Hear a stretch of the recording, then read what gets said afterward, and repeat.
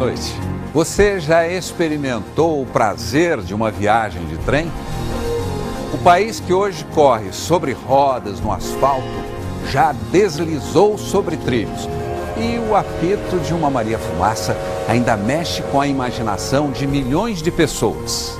Brasileiros como eu, que passaram boa parte da vida chegando ou partindo de estações lotadas, curtindo da janela a beleza da nossa paisagem.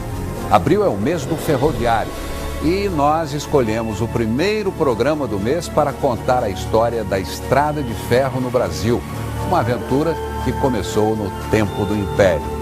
Você é nosso convidado. Vamos embarcar numa viagem inesquecível. O Globo Repórter de hoje é uma coprodução com a EPTV, afiliada da Rede Globo.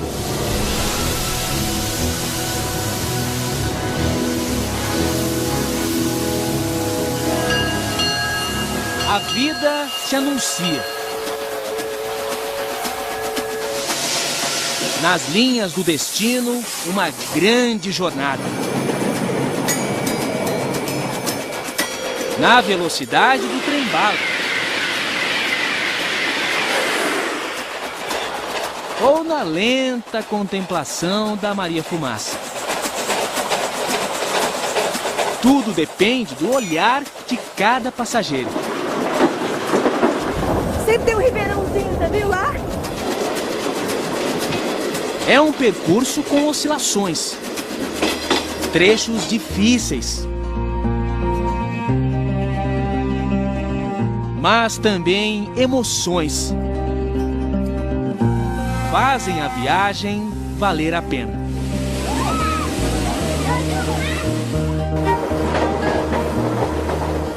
Na rota do trem, sonhos e surpresas. Nossa senhora, isso é bom demais. Paisagem passando, aquelas casas longe, as fazendas, né? E o trenzinho seguindo. Na arte, o trem representa a poesia em movimento. Para os historiadores, a maior invenção depois da roda. As linhas não apagadas pelo tempo contam um pouco dessa trajetória, iniciada na segunda metade do século XIX, aqui no Rio de Janeiro. O maior símbolo ferroviário dessa época é a Central do Brasil, cartão postal conhecido pelo prédio e principalmente o grande relógio da estação. Coisa dos britânicos, que nos emprestaram a pontualidade, tão famosa quanto o Big Ben. Os ponteiros do relógio e os horários do trem nos deram uma nova noção de tempo. Da Inglaterra também veio a tecnologia para a construção das ferrovias. Após a Revolução Industrial, nasceram aqui as avós da nossa Maria Fumaça. No país de tantas tradições, a do trem está preservada. Para o transporte de minério, o país dominou a tecnologia do ferro e construiu as primeiras locomotivas. Acredite, em 1804 essa engenhoca rebocou 10 toneladas. A máquina de Richard Trevithick desbravou os trilhos do pioneirismo. Mas o protótipo comercial de todas foi The Rocket, o foguete. Decolou para a história a 22 km por hora. A primeira máquina a correr como um cavalo. No dia da inauguração, um político subestimou a velocidade da máquina e cruzou a linha. Foi atropelado. O trem passou sobre as pernas dele. O primeiro acidente fatal na história da ferrovia. O pai da Rocket foi George Stephenson, o primeiro a perceber a energia do vapor, observando a própria chaleira de casa. Quase 30 anos depois, a magia da Dama de Ferro chegou por aqui. E ninguém resistiu ao charme de Maria. A minha patroa falava comigo assim: você gosta mais da máquina do que de mim, porque você tem uma história danada com essa máquina, viu? A musa dos ferroviários se transformou em atração turística. Vai e volta, hein? Boa viagem. Ou peça de museu. No rastro de fumaça de Maria, ficaram as lembranças de quem viaja no tempo. Aos 80 anos, seu Benito Mussolini começou como garçom nos vagões-restaurante. Depois eu passei para o quadro efetivo da rede. Foi foguista e maquinista. Na hora que eu sentava para sair com o trem, sabe? Passava a mão na cadeira, batia assim em cima dos aparelhos, falava, ei gente, ó, nós vamos fazer um viajão. Uma história de 3 décadas com a Maria Fumaça. Ah, ela é muito romântica, sua Maria Fumaça é tudo. Em casa, tudo lembra a velha companheira. Inclusive o som, gravado no último dia de trabalho na locomotiva. Eu só espero quando chegar a minha ocasião, de lá para cima, Deus me permita levar isso tudo dentro da cabeça, sabe? Pra gente lembrar também, né? Entre chegadas e partidas, muitas paisagens. E novos horizontes surgiram no Brasil a partir de 1854, quando foi inaugurada a primeira ferrovia do país. Um trecho pequeno, 14 quilômetros, um grande passo para o futuro dos transportes. E o marco zero dessa história ainda está de pé, a estação Guia de Pacobaíba. Fiel às origens, é um monumento ao pioneirismo. Depois que o trem partiu daqui, o Brasil nunca mais foi o mesmo. Um templo ferroviário, preservado pelos sentinelas, como o seu Luiz Otávio, 76 anos, voluntário na defesa da memória do trem, movido pelo sonho de ver a estação de volta ativa.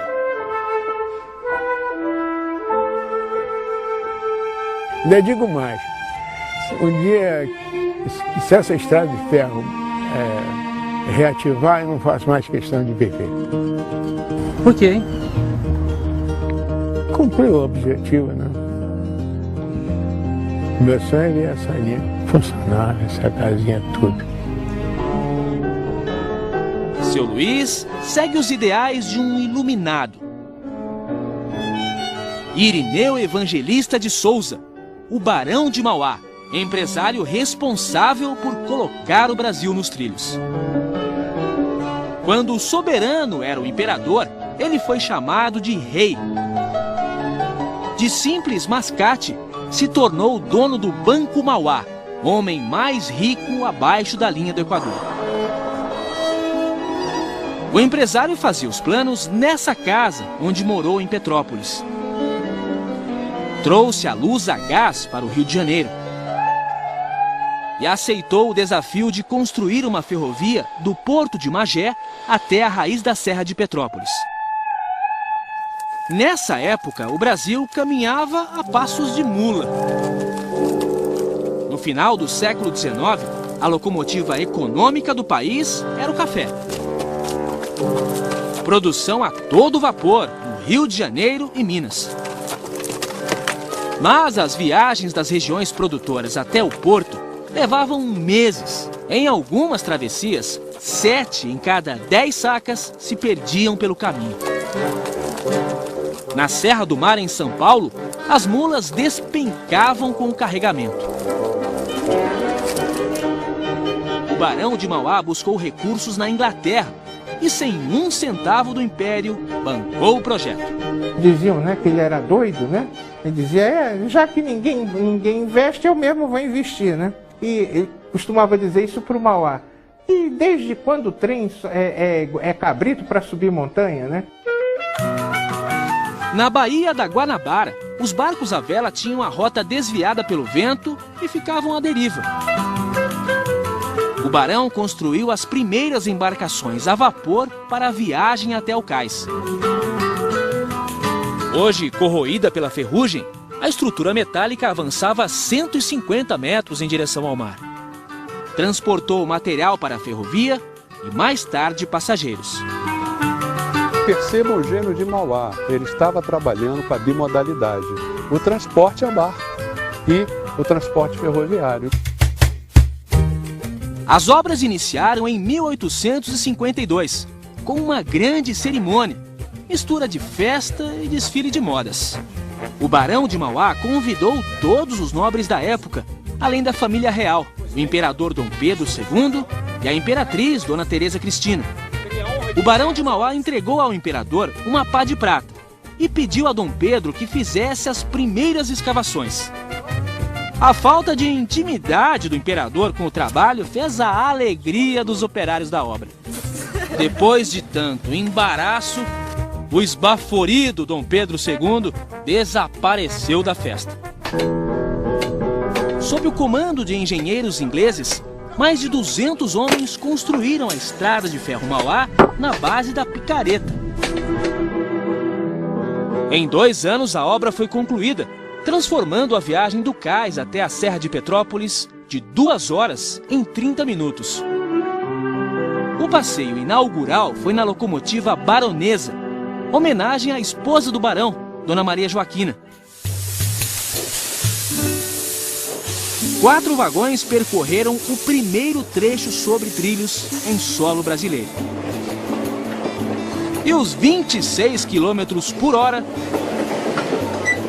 assustaram quem estava acostumado à velocidade das mulas. A estrada de ferro que abriu os caminhos do Brasil é hoje rota para lugar nenhum.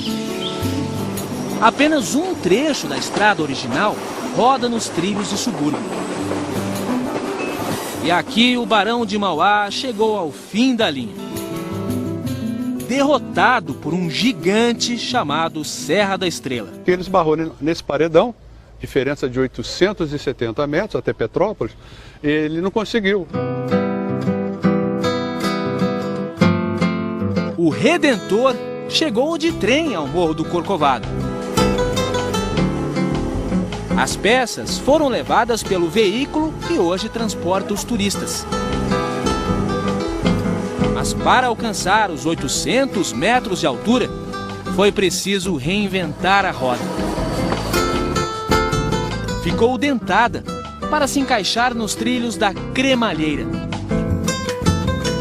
Sistema criado na Suíça, usado até hoje em grandes inclinações. A invenção revolucionou o trem. E também fez a primeira estrada de ferro do Brasil subir a Serra de Petrópolis. Vem surgindo de trás das montanhas. O trem da montanha chegou onde o Barão de Mauá sonhava. Olha o trem. Mas puxado pelos investimentos de outra companhia, a Grão-Pará, mais tarde Leopoldina. Ferrovia que avançou em direção à zona da Mata Mineira. E o vapor, na subida da serra, ainda aquece a memória. Os que sabem do trem. Eu tenho uma saudade gozada. Uma saudade que eu tenho.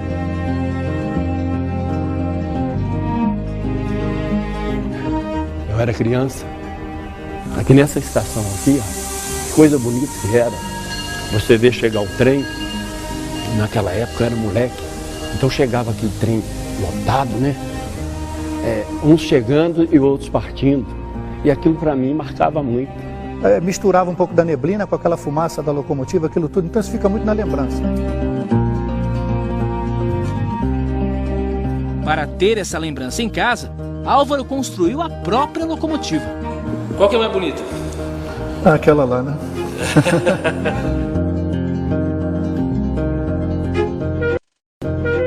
No início, os trens tinham uma porta individual para cada passageiro.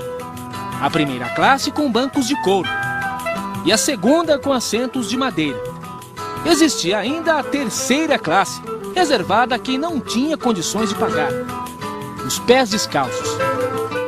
Com o tempo, gente da alta sociedade também escondia os sapatos para viajar de graça.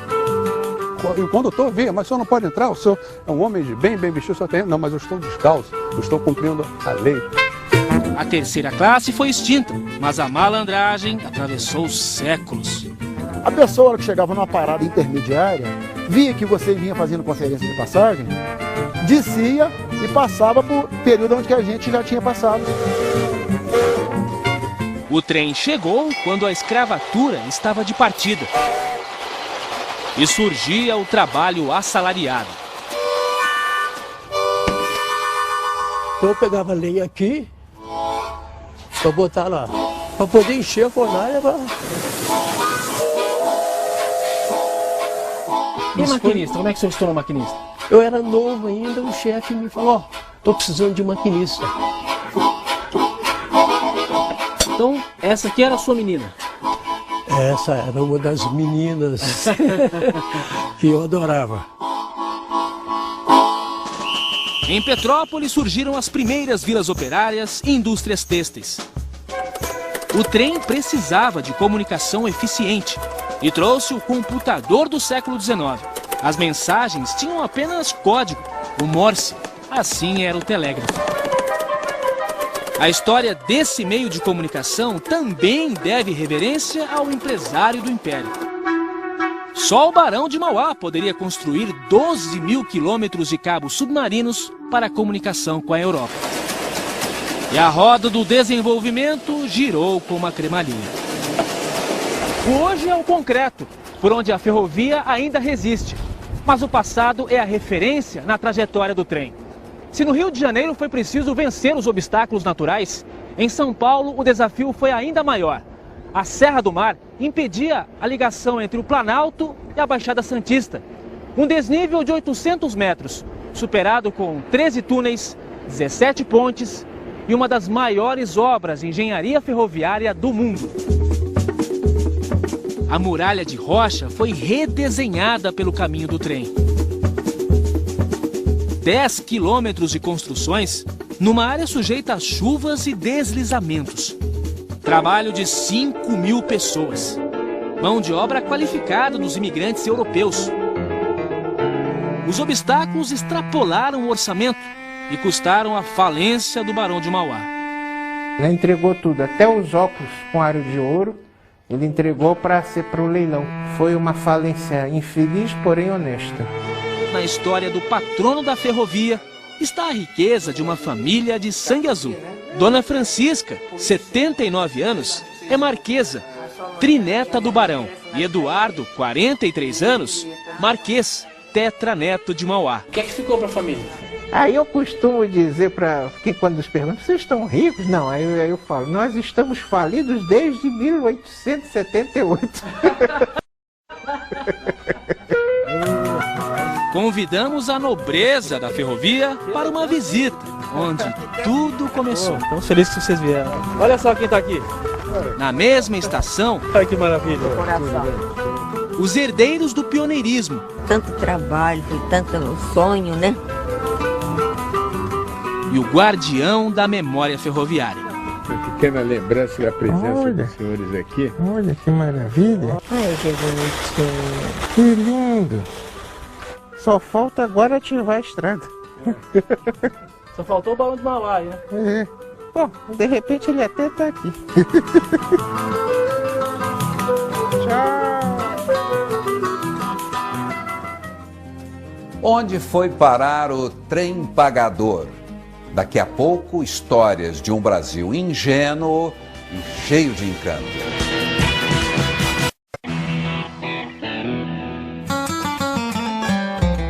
Uma obra de arte da ferrovia, esculpida pela arquitetura inglesa. A Estação da Luz é um monumento proporcional ao tamanho dessa história. Construída em 1867 e reconstruída no início do século passado, a Estação da Luz foi sede da Companhia São Paulo Railway. A linha da capital seria inaugurada em 1865.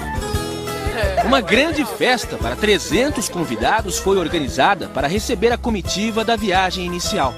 Mas o trem atrasou, e muito. Tombou na altura do rio Tamanduateí. O maquinista morreu e muitos nobres ficaram feridos. A festa foi cancelada e o banquete ficou vários dias sobre a mesa. 2 anos depois, a inglesa foi inaugurada. 139 quilômetros de Santos, passando por São Paulo, até chegar a Jundiaí. Fim da linha para os planos da empresa, sem interesse em seguir para o interior. São Paulo Rail tinha praticamente o monopólio do transporte de café para o Porto de Santos, pela via ferroviária. Quem quisesse mandar café para o Porto de Santos teria que passar pela São Paulo Rail. Então ela não precisava arriscar um novo investimento que provavelmente daria um retorno menor para ela.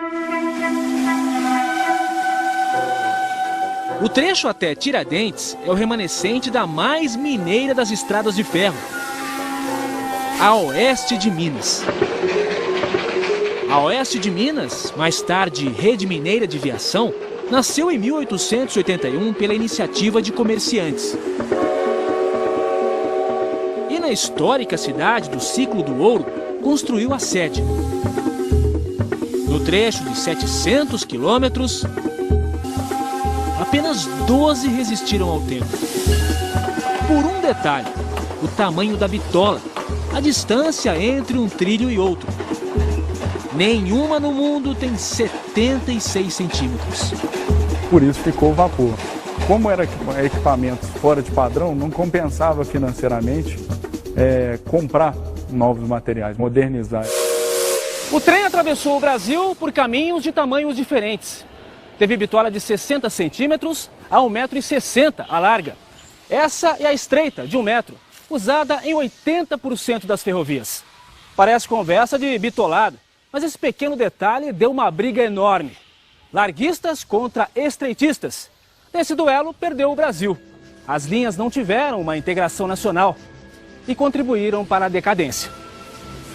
Foi ruim porque você tinha problemas no encontro de certas linhas, de certas ferrovias e operadoras para fazer a continuidade, onde você tinha que fazer a baldeação dos passageiros para o trem correspondente à bitola ou a baldeação da carga. Nessa época, corria pelos trilhos todo tipo de trem. Esse é o carro pagador. É o vagão que era utilizado para fazer o pagamento dos funcionários da ferrovia. Não tinha banco, né? Não existia um banco nas pequenas cidades do interior de Minas Gerais.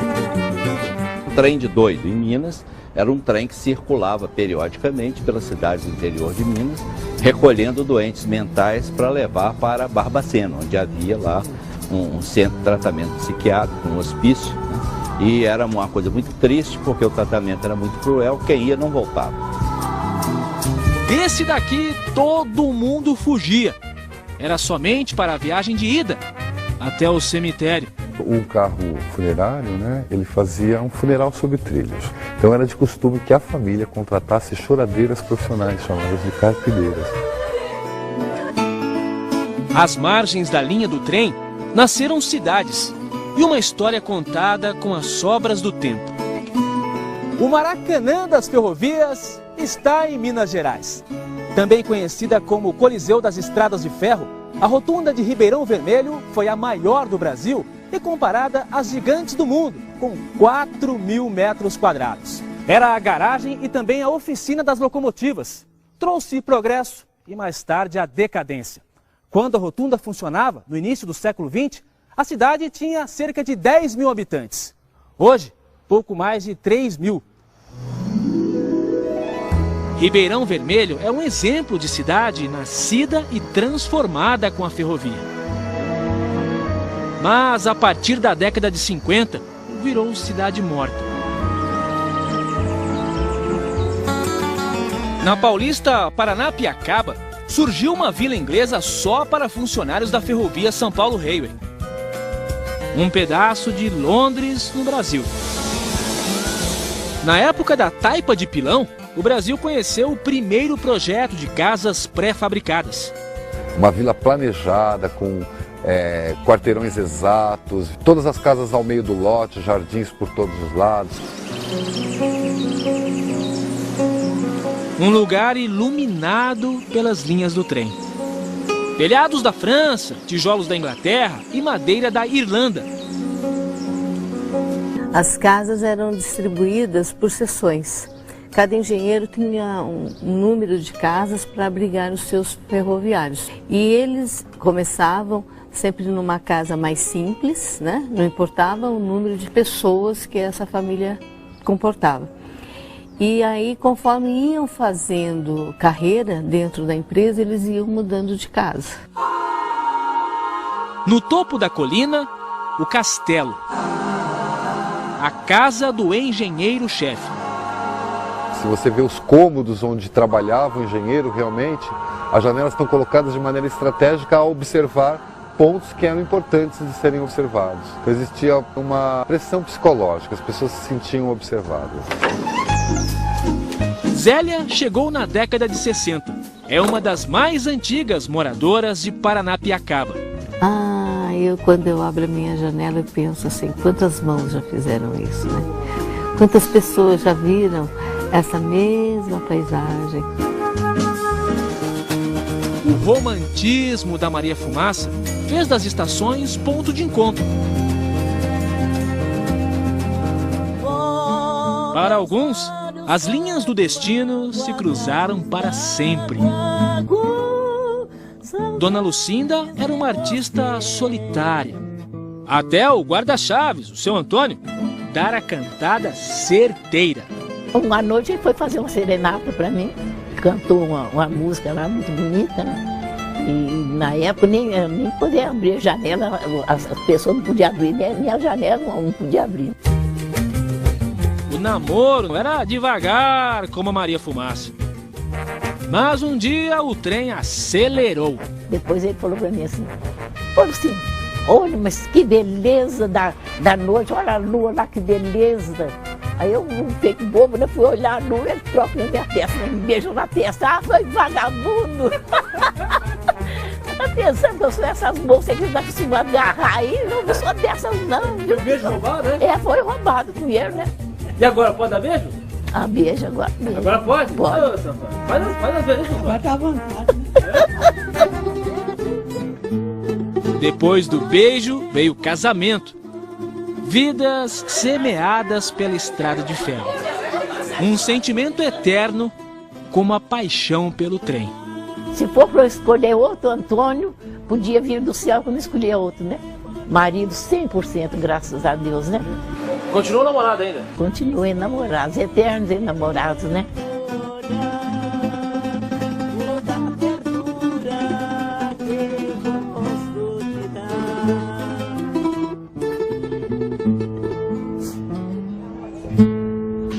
A sedução de uma viagem de trem no século XXI. No Brasil e na Europa. Veja a seguir.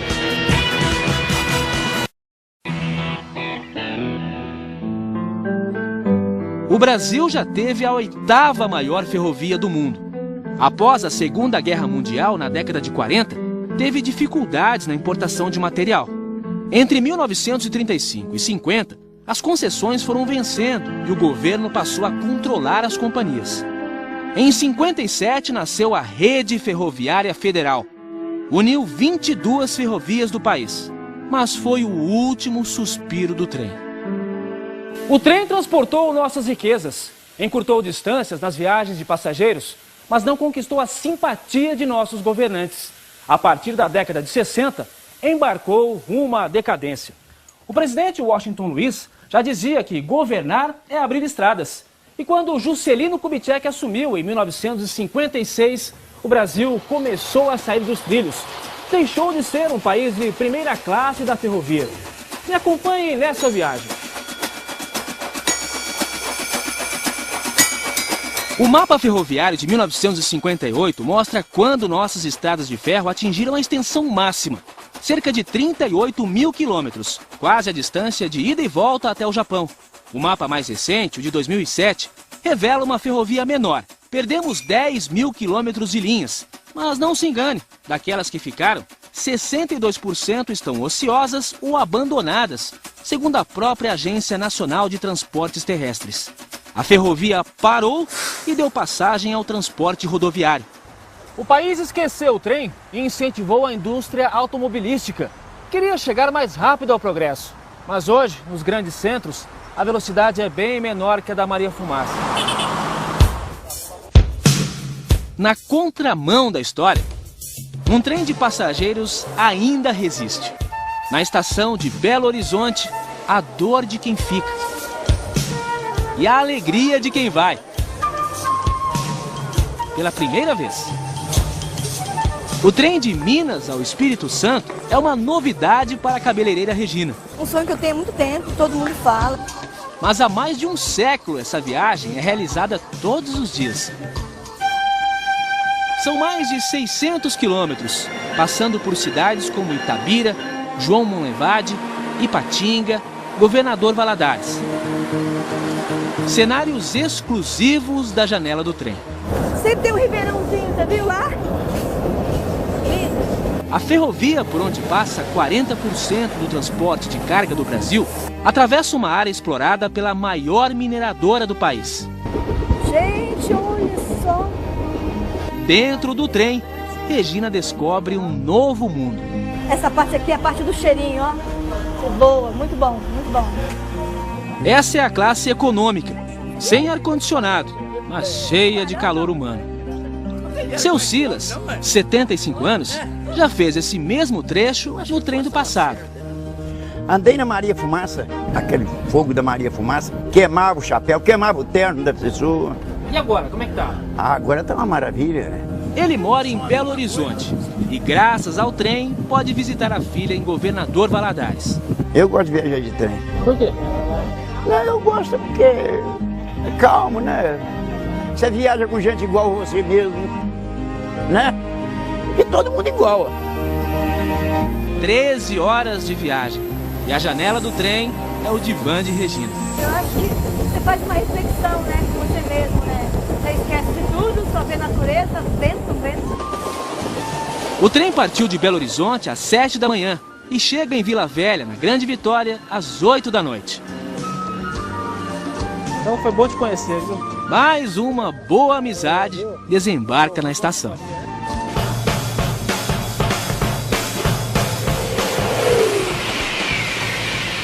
Fórmula 1 dos trilhos, veículo de transporte mais rápido da Terra. Nós vamos agora fazer uma viagem pelo trem do futuro, a 300 km por hora, da Inglaterra para a França, a bordo do Eurotrem, mais alta tecnologia aqui da Europa.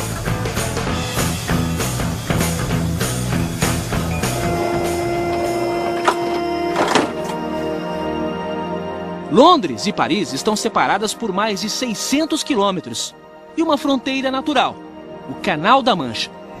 Em 1994 foi construído um túnel submarino para fazer essa ligação de trem, com a mais moderna engenharia ferroviária. Opa! Porta automática aqui, tem que saber manuseá-la, né? O conforto aqui é impressionante, né? Tudo acarpetado, né? As poltronas todas bem confortáveis pelo jeito, né? E o trem já está circulando aqui, porque a gente chegou um pouquinho atrasado. A pontualidade é britânica, né? E aqui é o bar. O bar divide a primeira classe e a segunda classe. Estou com mais habilidade na porta automática agora. Estamos entrando na segunda classe. Aqui as poltronas são um pouco menores, a gente começa a perceber, mas também são acolchoadas, né? Também confortáveis, bem melhores que os trens que a gente está acostumado a ver no Brasil. Nós vamos agora passar pelo túnel do Canal da Mancha. Uma viagem de 50 quilômetros passando pelo mar. É a mais alta tecnologia, mas para falar a verdade, essa viagem agora não tem muita graça, né? Porque agora é esse escuro, esse breu, durante um bom tempo, né? A gente não vê nada. Quem imaginaria um trem a 60 metros de profundidade no Oceano Atlântico e ainda conectado ao mundo? Em cada carro, uma nova nacionalidade. Oi, mãe! A carioca Alessandra e o marido inglês vão passar o fim de semana em Paris. Se fosse de avião, ela pagaria praticamente o mesmo preço. Mas o trem traz outras vantagens. Não tem as tremidas, né? Melhor ainda. Dá pra ver a paisagem. Ainda tem a paisagem, exatamente. O Eurotrem tem 18 partidas diárias para a França. Um transporte seguro e rápido. 2 horas e 20 de viagem. A gente nem sentiu o tempo passar. Já estamos em território francês. Uma viagem muito agradável. Bem que poderia ser assim também no Brasil, né?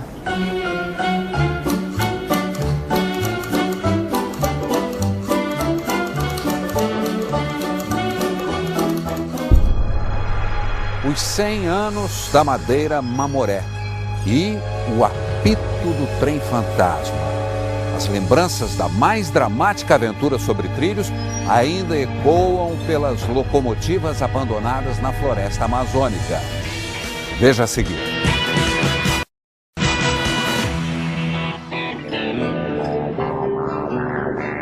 Como o tempo, o trem não pode parar. Mas para evoluir, é preciso vencer desafios. No norte do país, a força das locomotivas impulsionou um sonho: desbravar a maior floresta tropical do mundo. Mas as feridas abertas na mata fizeram o homem conhecer o inferno. 6.000 mortos. A ambição do homem na Amazônia custou vidas e uma fortuna em dinheiro. Pelos valores atualizados, o equivalente a 2,5 bilhões de reais. Investimento que hoje é corroído pela ferrugem. Aqui no cemitério das máquinas estão as poderosas locomotivas tragadas pela mata, aprisionadas para sempre na floresta que um dia ousaram atravessar. Os espíritos da selva transformaram trens em sucata e sepultaram sonhos. Uma estrada de ferro que custou mais caro para o Brasil foi essa, né? Em dinheiro e em vidas, né? A ferrovia nasceu em Rondônia, num período marcado por guerras e a necessidade de novos caminhos para escoar a borracha que vinha da vizinha Bolívia. A ligação com o Brasil pelos rios Madeira e Mamoré era uma travessia perigosa. Vencer os obstáculos naturais para atravessar a floresta amazônica com 360 quilômetros de trilhos foi um desafio maior do que as empreiteiras inglesas e americanas imaginavam. Durante 40 anos, foram 3 tentativas. Embarcações inteiras com material de trabalho foram tragadas pela fúria das correntezas. O terreno hostil empurrou locomotivas para o abismo. E milhares de imigrantes europeus acabaram derrubados por um mosquito, o da malária. Era triste mesmo, por isso que chama a ferrovia do diabo. Em troca do território onde hoje fica o estado do Acre, o Brasil se empenhou em ajudar a Bolívia na construção da Madeira Mamoré. E enfim, a ferrovia do diabo nasceu, já condenada por uma maldição. Quando ela acabou de ser construída em 1912, a borracha já estava em decadência. Então ela já nasceu deficitária em termos comerciais. A ferrovia, que encurtou vidas, também teve história breve. Apenas 60 anos. Foi desativada sob a dor da despedida. A população toda reunida aqui embaixo. E o trem apitou pela última vez. 4 décadas depois da desativação oficial da estrada de ferro Madeira-Mamoré, o apito da Maria Fumaça ainda ecoa pela mata. Só não se sabe o destino nem a direção do trem. Ele percorre a floresta transportando lendas, crenças e imaginação. São muitos os relatos sobre o veículo que parte da Estação do Além, o Trem Fantasma. Eu vi o Trem Fantasma. Eu vi no quilômetro 5,5 da estrada de ferro, uma noite, tipo assim, 7 horas da noite. Nós escutamos o trem apitar, uma curva. Né? Após o trem, tira uma cegonha. E fiquemos lá sentados no banco da cegonha. Aí, pô, parece que o trem não passa. A imagem nítida do trem não dava para ver porque era uma escuridão total. Mas o farol bem próximo, ao ponto de a gente temer assim pela segurança. Com a passagem comprada com a própria vida, trabalhadores do outro mundo também são vistos à espera do trem. Existe a lenda de que os espíritos à noite dos enterrados nesse cemitério da Candelária saem, vão para a beira da linha do trem, onde passava o trem na época, para que eles possam voltar para o local de origem. Pra falar a verdade, uma vez eu estava aqui e vi um senhor dali assim, ó. Um senhor todo sujo. Aí enquanto eu entrei aqui no barzinho, né, mas foi coisa rápida, que eu entrei, que eu olhei pra cá assim, que eu olhei e não vi mais ninguém. Pra mim, eu vinha só, mas pra mim vinha uma mulher do lado. Aí quando eu cheguei bem onde é a 53, onde tem um cemitério, ali desapareceu.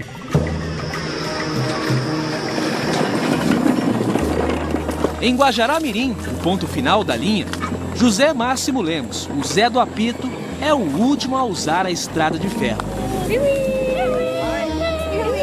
O ex-maquinista da ferrovia leva no velho trole as gerações que nunca viram o trem. O trole foi construído por ele mesmo e usado para transportar trabalhadores na década de 80. O senhor gostava do trabalho de maquinista? Gostava. Gostava e ainda gosto. Isso é um tesouro pro senhor. É. O senhor não empresta, não vende? Nem vende, nem empresta. Qual é o sonho que o senhor tem, seu Zé? É da estrada de ferro voltar. Esse é o sonho que eu sonho.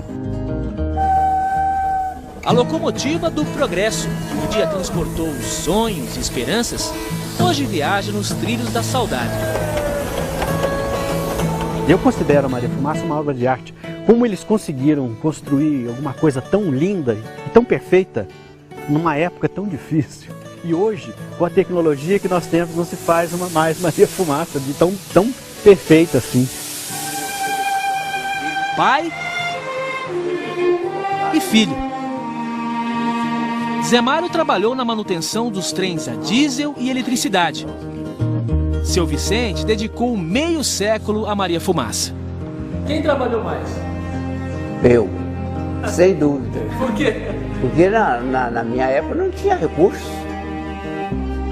Homem e máquina se completaram na história do trem. Chega na estação, ver um trem passar, a gente é como se não estivesse trabalhando, olhar para ver se está tudo certinho, se está. O coração bate mais forte. Bate mais forte. O senhor também, senhor? Também, nossa mãe, é que eu pensava que isso aí era meu. Os caminhos abertos pelos pioneiros movem paixões e carregam saudade. Servem de inspiração na grande viagem da vida. É uma máquina de ferro que mexe com o coração das pessoas. Mexe sim, viu? Isso aqui é minha vida, eu falei, né? E sempre falarei. A ferrovia, como a gente costuma dizer, é uma doença. Quando você gosta, quando você conhece, você pode sair do trem, mas o trem nunca mais sai de você.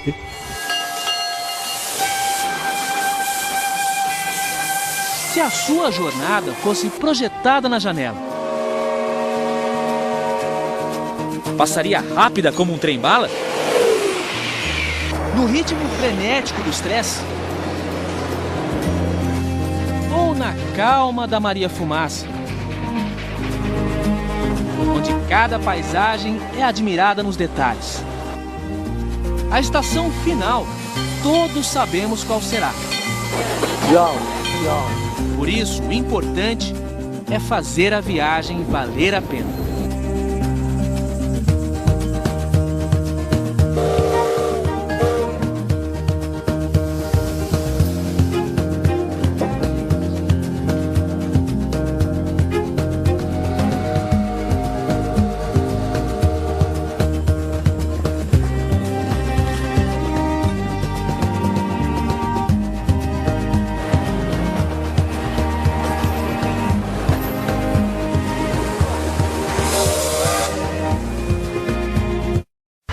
Globo Repórter.